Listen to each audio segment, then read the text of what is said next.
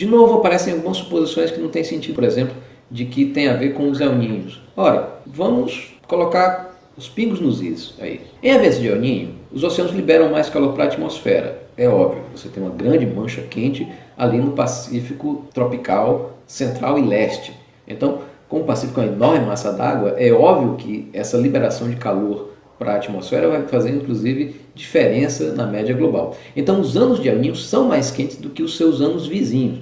Por exemplo, 1998 foi mais quente que 1999. Mas vamos, então, comparar agora 1998 com 2014, que foi um ano sem El Niño. 16 anos depois do maior El Niño do registro histórico, você já tinha temperaturas globais maiores do que as de 1998. Ou seja, o efeito antrópico cumulativo de 16 anos ele é capaz de superar o efeito do maior El Niño jamais registrado.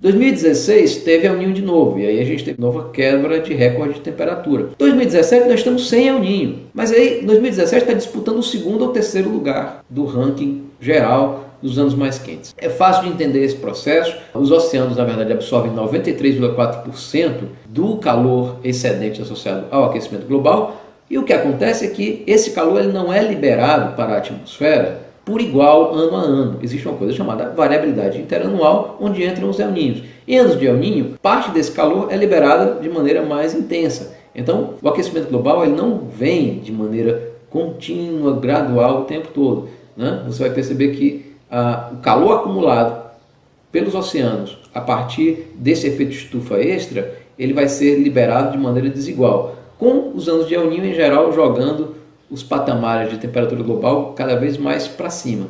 No final das contas, você vai ter uma tendência de longo prazo associada ao aquecimento global, mas sem que isso apague ou tire de cena a variabilidade interanual. Eu não sei de onde é que a pessoa pode tirar a noção de que uma coisa contradiz a outra. Chega então o Sol, um argumento recorrente, ou um pseudo-argumento recorrente. Todo mundo sabe que o Sol é a nossa fonte primária de energia. Isso é, digamos, primário. Acontece que não é esse fato que vai nos dizer se o clima da Terra vai mudar ou não. É saber se essa fonte está mudando, se a quantidade de energia fornecida pelo Sol está ou não mudando. Isso é que determinaria uma alteração no clima. E aí veja só, quais são as evidências que nós temos? Sabemos que o Sol tem flutuações de atividade em diferentes ciclos, o ciclo de 11 anos é bastante conhecido, mas tipicamente o que é que nós temos? A flutuação associada entre o pico e o vale dessas oscilações é da ordem de 0,1% da atividade solar.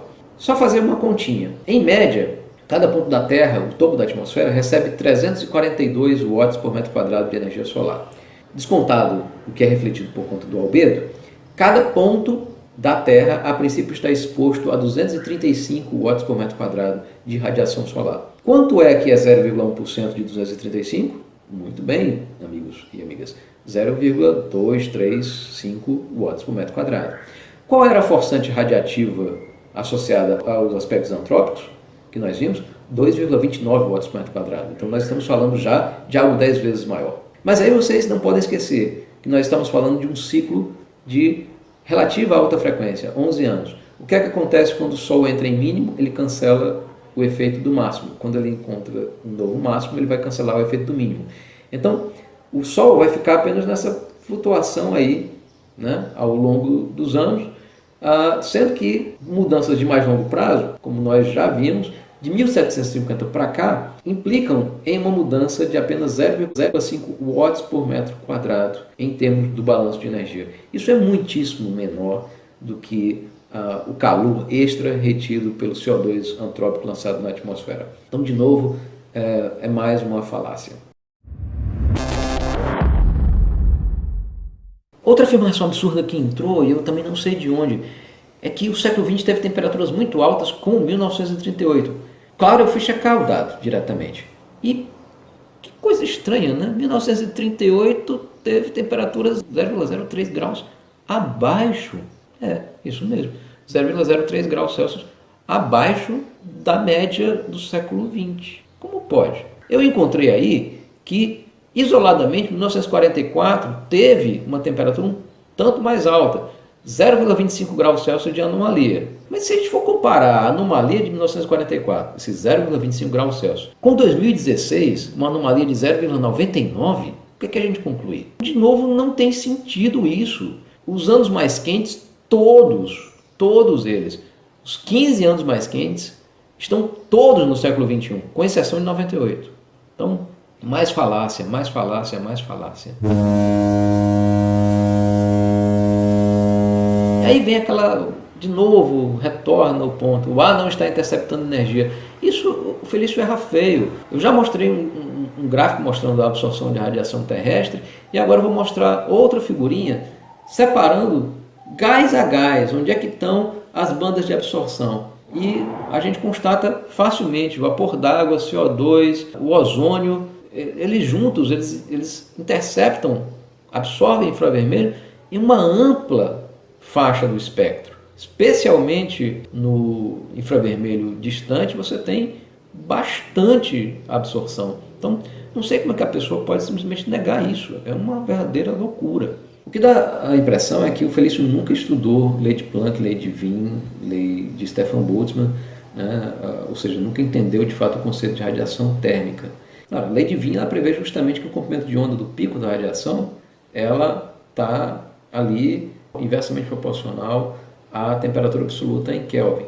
E que em torno desse pico você vai ter uma quantidade de energia sendo liberada. A Terra, com a temperatura média de 288 Kelvin, portanto, ela emite justamente no infravermelho e em torno disso ficam as bandas dos principais gases de efeito estufa, como a gente já viu. Então, é muito fácil de entender isso. Não adianta, nesse caso, perguntar se o outro rapaz lá, o Pirula, que é biólogo, já calculou integrais, porque não adianta nada você supostamente ter calculado e ter errado as contas, né?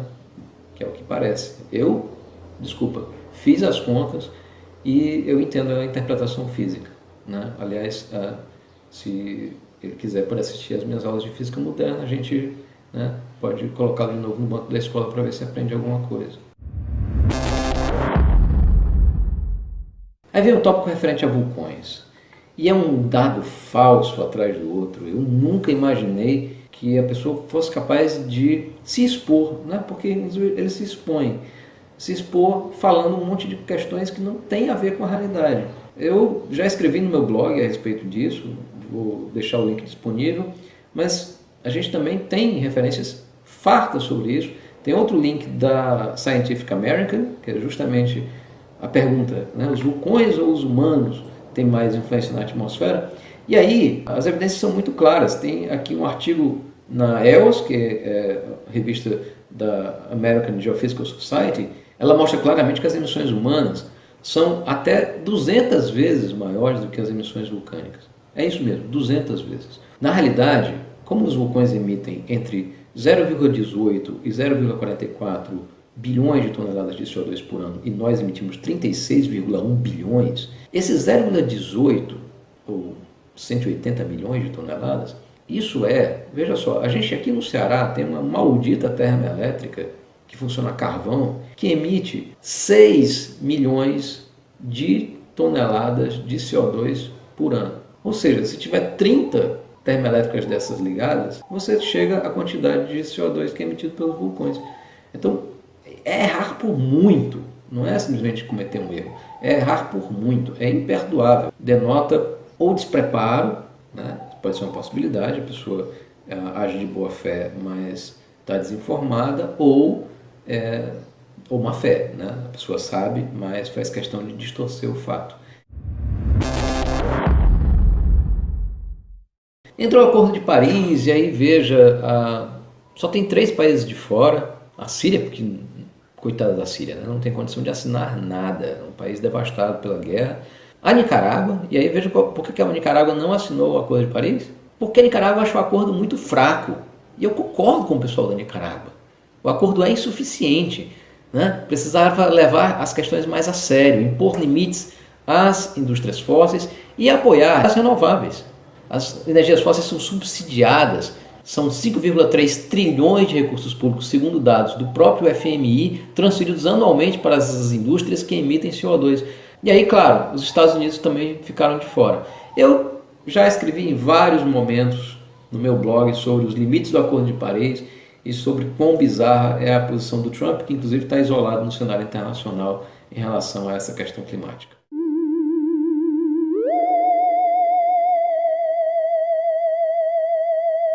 Alguns argumentos de autoridade, né, para cima do Pirula, e um deles é um desafio para publicar em uma revista A. Olha, eu acho que assim, argumento de autoridade é péssimo. Eu acho que o Pirula não deveria se preocupar em publicar em revista A em clima. Acho que ele deveria se preocupar em publicar nas revistas A de paleontologia e produzir ter uma carreira de cientista na sua área. Eu acho que, no entanto, o Ricardo Felício deveria se preocupar em publicar em revista A na área de clima, coisa que ele não tem. Eu tenho, você não tem. Eu tenho, você não tem. Ai, meu Deus. Mas, enfim, não dá para cobrar do Pirula revista A, publicação em revista A em clima, quando o próprio Felício não tem nem sombra disso. Eu tenho publicação na Science, desculpa aí. E aí vem, no final, um discurso de apelo à ideologia, o que é muito lamentável, porque não existe CO2 de direita nem CO2 de esquerda. CO2 absorve infravermelho. Claro, as opções políticas e ideológicas elas podem entrar no momento seguinte, sobre do tipo, ok, como é que a gente faz para resolver esse problema? Isso aí eu topo um debate aberto, né, com diferentes opiniões, acho que aí faz sentido, né? Tem várias pessoas conservadoras que apostam que dá para resolver a mudança climática dentro de iniciativas de mercado e deixando as renováveis competirem. De fato, as renováveis têm baixado o preço. Outro segmento acha que, na realidade, pela urgência da gravidade, é preciso uma inserção de políticas públicas incentivadas pelo Estado para fazer um giro na matriz energética e outras mudanças necessárias. Eu tendo a me alinhar com isso aí, mas enfim, um debate sobre as políticas a serem adotadas é outra coisa. Você pode ser de direita ou de esquerda e entrar no debate das soluções. O que não tem sentido é você negar a existência de um problema. Da mesma maneira como se alguém está com câncer, você pode debater várias formas de tratamento, cirurgia, químio, rádio, ou sabe lá o que. A gente está aberto ao debate, mas você vai negar o problema? Vai negar que a pessoa está com câncer? É isso?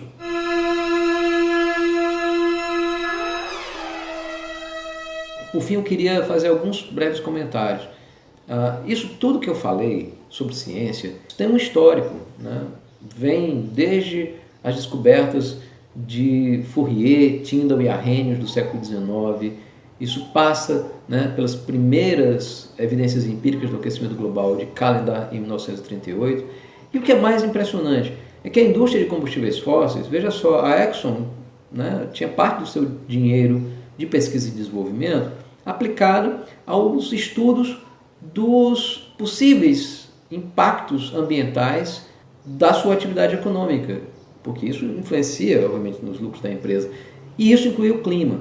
Então, já na década de 70 e na década de 80, dentro da Exxon, havia vários cientistas que mostravam os resultados das tendências de que a exploração continuada do petróleo iria, dentro de alguns anos, produzir efeitos perceptíveis e, pior, prejudiciais no clima em escala global. Os cientistas pagos pela Exxon sabiam disso, apresentaram vários relatórios a respeito disso e, veja só, a Exxon tomou a decisão de engavetar isso tudo aí, de esconder isso tudo aí para vocês. O que nós temos, portanto, a partir disso foi, na década seguinte, ela passou a financiar o que a gente chama de negacionismo, com estratégia de comunicação, com orçamento definido para isso e tudo mais. Os mitos de negação do aquecimento global surgiram justamente nessa época, nos anos 90. Eles começaram a ser difundidos através da mídia e por alguns pseudocientistas, que cumpriram um papel muito parecido com aqueles médicos que a indústria do tabaco contratava para fazer propaganda de cigarro, exatamente porque teriam um suposto argumento de autoridade e poderiam gerar confusão. Os mitos vêm daí, da década de 90, e começaram a ser espalhados pela mídia e por falsos institutos de pesquisa. O que é terrível é que, na verdade, esses mitos, essas falsificações sobrevivem agora no século XXI, em 2017, quando mais do que nunca nós precisamos voltar as nossas atenções com bastante seriedade para enfrentar o problema realmente existente e solucioná-lo, porque ele não está na casa do perdido ainda dá para resolver muita coisa, ainda dá para diminuir boa parte do estrago das mudanças climáticas. Mas, obviamente, a gente precisa querer resolver o problema, né? Então é inadmissível que os mitos sobrevivam agora e continuem sendo multiplicados pelas redes sociais. Eu faço então um convite, na realidade, a cada um dos internautas que está assistindo aqui. Informe-se melhor, busque as fontes primárias, respeite o trabalho dos cientistas, combata a difusão de desinformação. Isso é uma coisa muito prejudicial para nós hoje em dia. O futuro dos nossos filhos e netos, uma humanidade mais justa, em condições de oferecer dignidade e conforto material, em cima de uma condição ambiental sustentável, isso depende das opções que nós fizermos agora. Uma das opções fundamentais que nós devemos tomar é não dar espaço para o negacionismo climático, para a pseudociência e para a anticiência. Então é isso. Um abraço para todos e todas. Tchau.